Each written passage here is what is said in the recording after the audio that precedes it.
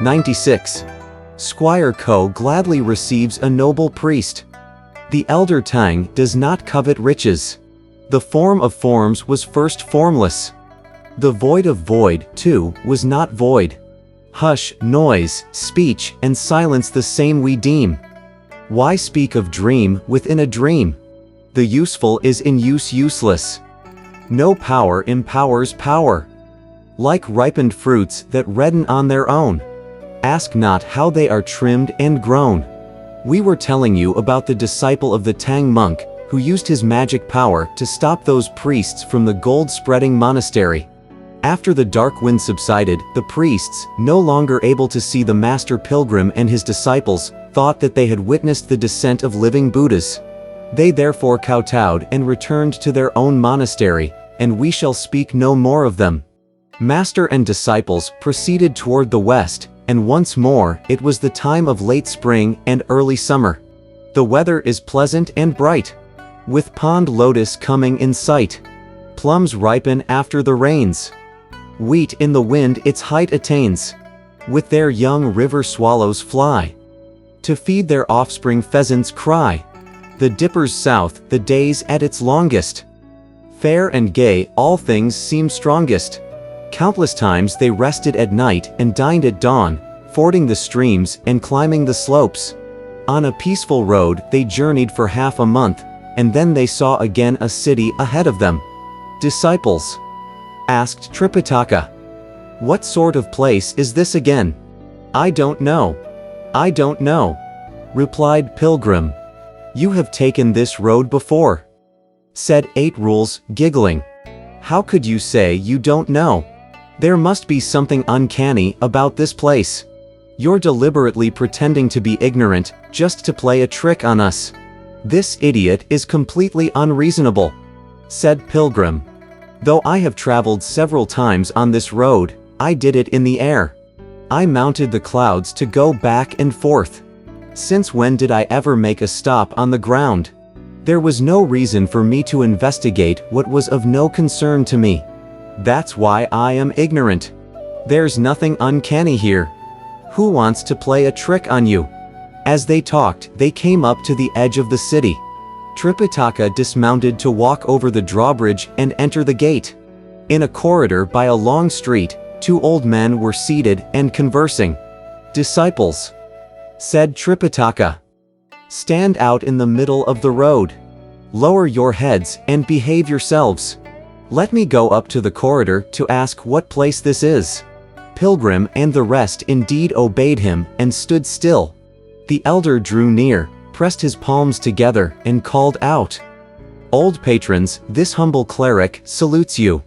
Those two old men were just having a leisurely discussion about the rise and fall, the gains and losses of past dynasties, about who were the sages and worthies, and about the great, lamentable fact that what had once been a heroic enterprise was now reduced to nothing when they suddenly heard this salutation. They at once returned the greeting and said, What does the elder wish to say? This humble cleric came from afar to worship Buddha, said Tripitaka. Having just reached your treasure region, I do not know its name. I would like to know also where I might find a family inclined to charity, so that I might beg a meal there. One of the old men said, This is the Bronze Estrade Prefecture, behind which is the numinous Earth District. If the elder wishes to have vegetarian meal, there is no need for you to beg. Go past this archway, and on the street running north and south, you'll come to a towered gate facing east guarded by figures of sitting tigers. This is the home of Squire Ko. Before his door there's also a plaque with the inscription, 10,000 monks will not be barred. A distant traveler like you can enjoy all you want. Go, go. Go, and don't interrupt our conversation. Having thanked them, Tripitaka turned and said to Pilgrim, This is the numinous Earth District of the Bronze Estrade Prefecture.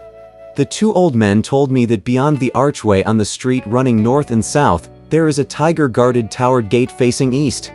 That's the home of Squire Ko, where before the door there is a plaque bearing the inscription, 10,000 monks will not be barred.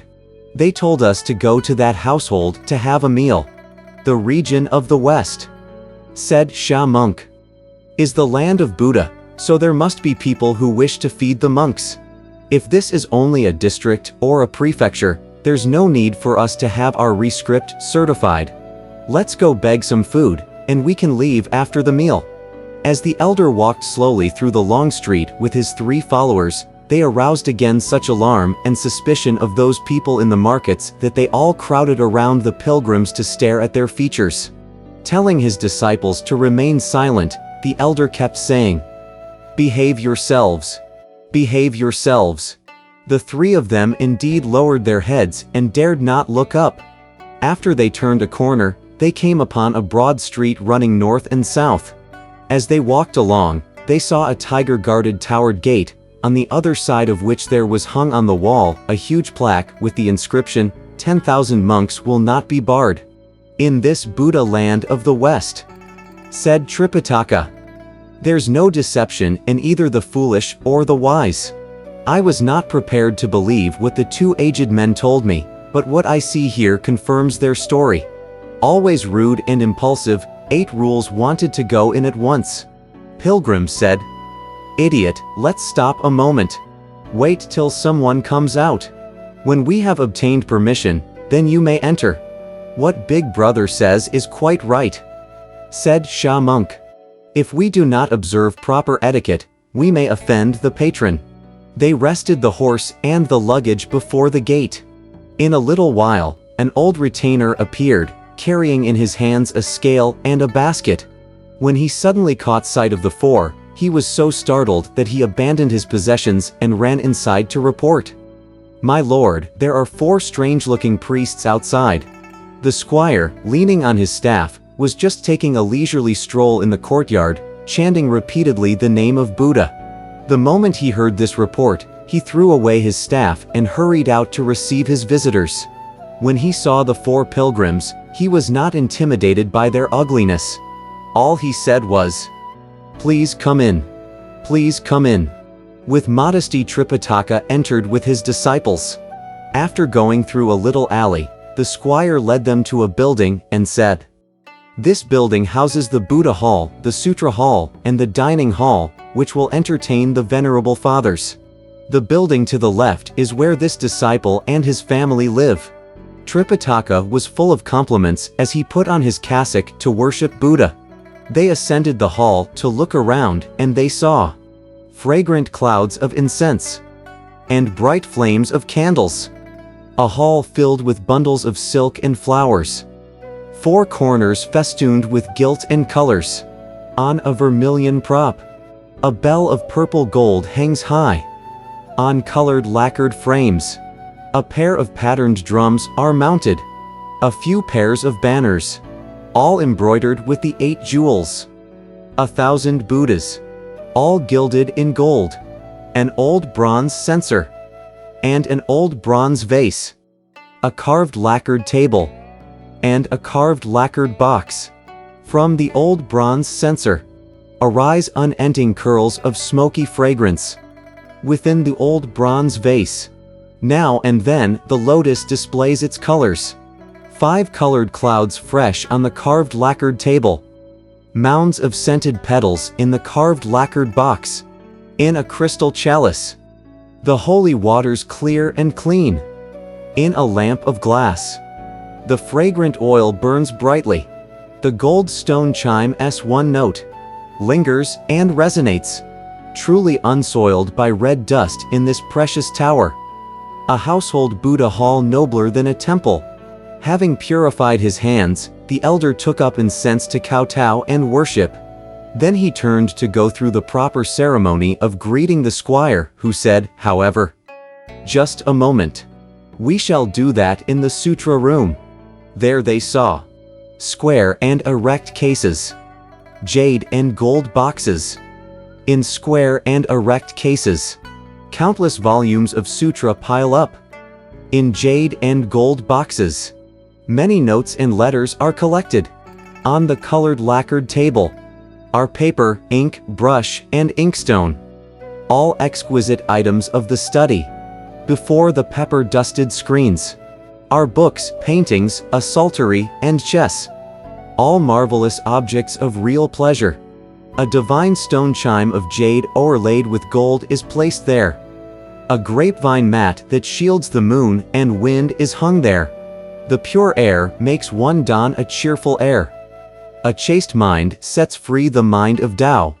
Having reached the place, the elder was about to go through the ceremony when he was stopped again by the squire, saying, "Please take off your Buddha robe." Tripitaka doffed his cassock, and only then was he allowed to give his host the proper greeting. Then the squire also exchanged greetings with Pilgrim and his two brothers. He asked his servants to feed the horse, and to place the luggage in the corridor. Only then did he inquire about the pilgrim's origin. Tripitaka said, "Your humble cleric has been sent by royal decree of the Great Tang in the land of the East to visit the spirit mountain of your treasure region in order to seek true scriptures from the Buddhist patriarch.